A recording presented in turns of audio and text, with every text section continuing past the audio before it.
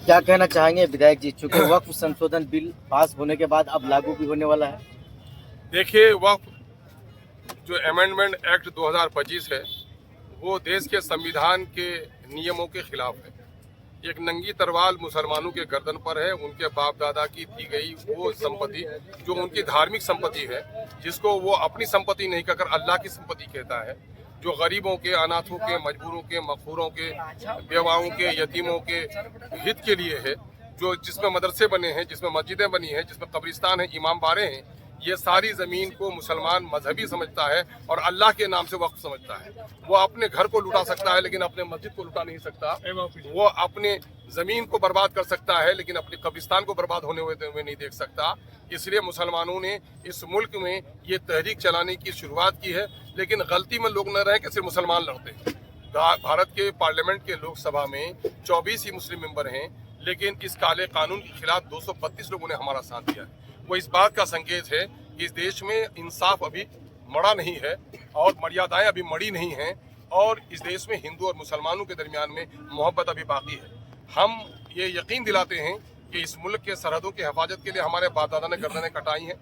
मुल्क की आज़ादी के लिए मोदी जी के साथ जो लोग चलते हैं उनके बाप दादा से हमारे बाप दादा ने गर्दन कटाई है।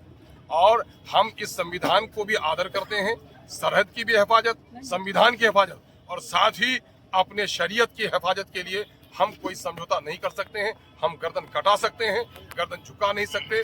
न करबल में, न मक्तल में, न शाह के आगे मोमिन झुकता है फ़कत अल्लाह के आगे। हम इन जालिमों के सामने में सर झुकाने वाले नहीं हैं। हम आखिर वक्त लड़ेंगे। और अच्छी बात है कि हमारे बड़ों ने अभी देश के सुप्रीम कोर्ट में मुकदमा किया है और हम ये समझते हैं कि न्यायपालिका को प्रथम स्थान हासिल है।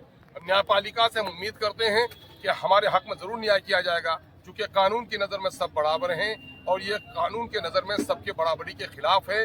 गैर मुस्लिमों के, हिंदुओं के, सिखों के, बुद्धिस्टों के धार्मिक मामले में मुसलमानों को मेंबर नहीं बनाया जा रहा है, लेकिन मुसलमानों के धार्मिक मामले में कोर्ट में गैर मुसलमानों को बनाया जा रहा है। तो यह कानून के बराबरी के खिलाफ है। जहाँ तक देश की धारा 19 है, 25 है, 26 है, 29 है, 30 है, जो अपने धर्म की, अपनी ज़बान की, अपने कल्चर की, अपने संस्था को चलाने की इजाज़त देता है, ये मामला हमारा है। हमारे संस्था को भी चलाने के लिए ये सरकार इजाज़त नहीं दे रही है। तो जो हमारा जो फंडामेंटल राइट है उसकी भी अवहेलना है। इसलिए हमें कोर्ट पर बड़ी उम्मीद है। और साथ ही चूँकि ये देश लोकतंत्र का देश है, गांधी का देश है, ये मौलाना आज़ाद का देश है, उन्होंने संघर्ष का रास्ता हमें बताया है कि जब जब सदन आवारा हो जाए तो सड़कों पर आओ। और हम सड़कों पर आकर ये बावर कराना चाहते हैं कि ये कानून गलत बना है। इस कानून के बन जाने से देश में खाना जंगी पैदा होगी, जमीन के लिए लड़ाई होगी, कहीं कब्रिस्तान पर कब्जा होगा, कहीं ईदगाहों पर कब्जा होगा, कहीं मस्जिदों में ताला लगेंगे। और धार्मिक मामला ऐसा होता है कि आदमी सब कुछ बर्दाश्त कर सकता है, गर्दन कटा सकता है, लेकिन अपने धार्मिक आस्था से सौदा नहीं कर सकता है।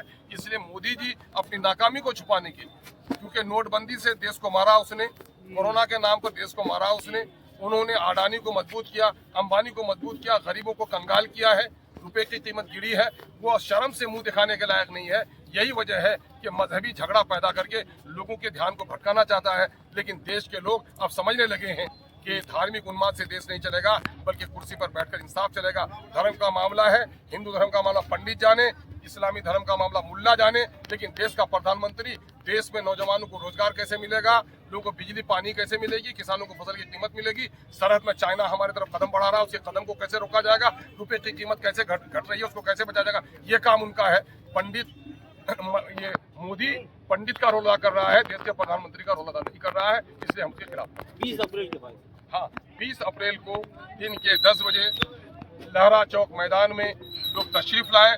घर घर से बच्चे, जिनको गैरत बाकी है, जिनकी ईमान में सलामती है, जो देश में सौहार्द चाहता है, हम समझते हैं कि इसका समर्थन जरूर करेगा। एक ऐतिहासिक निर्णय हुआ है कि सारी पार्टियों ने, एनडीए के अलावा सारी पार्टियों ने, नीतीश जी के लोग इसमें नहीं होंगे, चिराग पासवान खुद जल जाएंगे, माझी का मलिया मीट हो जाएगा, नीतीश के लोग। और मोदी तो अपने तानाशाही में जी रहा है, जो भी हिटलर की चाल चला है, हिटलर की मौत मरा है। और बाकी सारी पार्टियां और सारी मजहबी तंजीमें, सारे सेकुलर लोग हमारे साथ होंगे। सरकार ने कहा है कि अगर वक्फ बोर्ड सही से काम करती तो मुसलमान के बच्चे पंचर नहीं लगाते। ये हमदर्दी कब से हो गई मोदी को? लिबासों से पहचानने वाला मोदी। अगर मोदी को वाकई मुसलमानों से हमदर्दी है तो उनके घर के आंगन में ही बिल्किस बहन के साथ जिन लोगों ने रेप किया, उनके लोगों ने गले में माला डाला, जिन्होंने हमारे पहलू खान को मारा है, जिसने हाफिज खलील को मारा है, उसको फांसी पे लटका है। मोदी ये भटकाना चाह रहे हैं। मामला सिर्फ मुसलमानों का मामला उनके धार्मिक स्थली से नहीं है। क्या हिंदुओं का मसला सिर्फ मंदिरों से? आपको बता रहे हैं कि वक्त के पास जितनी जायदाद है उससे कई गुना जायदाद हमारे मंदिरों के पास है। आप चले जाइए, केरल चले जाइए, कर्नाटक चले जाइए, आप उड़ीसा चले जाइए, आप तेलंगाना चले जाइए, इससे ज्यादा दौलत उनके पास है। तो क्या हिंदू भाइयों का मामला उससे चलेगा? क्या नौकरी हमको नहीं मिलेगी? बिहार में भी जाति आधारित गणना हुई है। जाति आधारित गणना में 30 करोड़ का बिहार हुआ है, उसमें 20,49,000 नौकरी मिली है। उसमें शेड्यूल कास्ट की नौकरी उनकी 4,11,000, उनको 2,90,000 91,000 नौकरी देकर 1,10,000 नौकरी गरीब हमारे दलितों का छीन लिया। मुसलमानों की नौकरी होती है 3,68,000, 1,63,000 नौकरी देकर 1,95,000 नौकरी हमारी बेईमानों ने छिपा ली है। और हमको कहते हैं कि वक्त से तुम्हारा मसला हल हो जाएगा।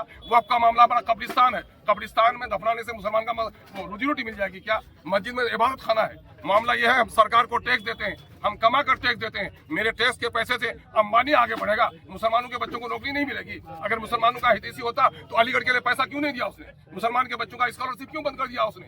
उसके ही यूपी में उसी की सरकार है। मुसलमान ईश्वर की जमीन पर नमाज पढ़ता है, सर टेकता है, जिसको माँ कहते हो हम, उसका सर टेकते हैं और सर टेकने की भी इजाजत नहीं देते हो और कहते मुसलमान के हितैषी हो गए हैं। मोदी जो कुछ भी बोल रहे हैं वो झूठ बोल रहे हैं, देश को दिग्भ्रमित कर रहे हैं। केंद्रीय मंत्री रिजिजू कह रहे हैं वक्फ अपनी जगह में ठीक है, वक्फ बाई जो यूजर है उसमें हम संशोधन कर रहे हैं, इसमें दिक्कत की क्या बात है? अरे दिक्कत की क्या बात है? मैं कह रहा हूँ कि ये मामला खाना जंगी पैदा करेंगे ना। ये मुसलमानों के पास वक्फ जो यूजर हैं, जो पुराने मंदिर हैं, जो पुराने गुरुद्वारे हैं, जो पुराने हमारे चर्च हैं, सबके पास कागज है क्या? सबके पास कागज नहीं है तो सिर्फ मुसलमानों के लिए क्यों? देश के लिए कानून ला दो कि जितने भी धर्म स्थली हैं सब कागज दिखाए तो रहेगा, नहीं तो बुलडोजर लगा देंगे तो हम कुछ नहीं बोलेंगे। मुसलमानों को निशाना बना रहे हो, सिर्फ मुसलमानों को निशाना बना रहे हैं। ये बहाना कर रहे हैं दाएं बाएं का, है ना। रिजिजू जी खुद माइनॉरिटी से आते हैं, उनका घर जल रहा है, वो बचा नहीं पा रहे हैं और पूरे देश को वो जलाना चाह रहे हैं। वक्फ का काला कानून जो सदन में पास हुआ है उसके खिलाफ में आज ठाकुरगंज डीडीसी मार्केट में हम लोग का एहतजाज किया गया है और इसके खिलाफ में हम लोगों से आग्रह किया गया है। आज वही यही मकसद से हम लोग यहाँ नुक्कड़ सभा किए थे कि ज़्यादा से ज़्यादा मजमा में हम लोग को किशनगंज पहुँचना है और लाखों के तादाद में वहाँ पहुँचना है, ताकि ये मामला जो कोर्ट में चल रहा है, कोर्ट भी सुप्रीम कोर्ट तो देख कर ही फैसला करेंगे ना। सुप्रीम कोर्ट देखेंगे कि नहीं, ज़्यादा से ज़्यादा आवाम, लाखों का जो आबादी है वहाँ विरोध कर रहे हैं, विरोध प्रदर्शन कर रहे हैं, इसलिए इस केस को वापस भी ले सकते हैं, इस कानून को वापस भी कर सकते हैं। ये जो मोदी सरकार ने जो काला कानून हम मुसलमानों पर जो थोपा है उसके खिलाफ भी हम लोग यहाँ प्रोटेस्ट कर रहे हैं, क्योंकि हमारा संविधान इस बात की इजाज़त देता है कि अगर हमारे खिलाफ कोई कानून बनता है तो हम उसके लिए एहतजाज प्रदर्शन करें। उसी के लिए हम लोग आज यहाँ जमा हुए हैं और ये छोटे छोटे सभाएं हर ब्लॉक में हम लोग कर रहे हैं। आगामी 20 तारीख को किशनगंज लहरा चौक में जो मैदान है वहाँ पर एक बड़ा मजमा होगा। इसी सिलसिले में वहाँ तफसील से बात की जाएगी, उसी सिलसिले के लिए प्रोग्राम किया गया है। मैं आप लोगों के जरिए से पूरे किशनगंज के अवाम से मैं गुजारिश करता हूँ कि आने वाला 20 तारीख को सब कोई मिल करके लहरा चौक पहुँचे और इस प्रोग्राम को कामयाब करें, सफल करें। मैं सभी से यही विनती करता हूं और गुजारिश करता हूं, ये लोग के लिए खिदमत गुजार रहेंगे। आने वाले 20 तारीख को एक जलसा है, इसलिए नुक्कड़ सभाएं हर ब्लॉक में की जा रही है। आज खबर में किया गया है, सबों से गुजारिश की गई कि आने वाले 20 तारीख को लहरा चौक के किशनगंज में आप आएँ, जो हमारी वक्त कानून के खिलाफ है, इसके लिए एहतजाजी जलसा है, आप जरूर आएँ। 20 तारीख को यही पैगाम है कि अब हम लोगों के मदारिस मसाजिद ही सेफ नहीं रहेंगे तो हम लोग गर्दन कटा करके भी इस जंग के खिलाफ लड़ेंगे। आज वक्त आ गया है तमाम मुसलमानों को जिहाद करने का और मैं सभी लोगों से अपील करता हूं कि आप लोग जिहाद के लिए तैयार रहिए, तभी हिंदुस्तान में आपका बेहतर बसर हो सकता है।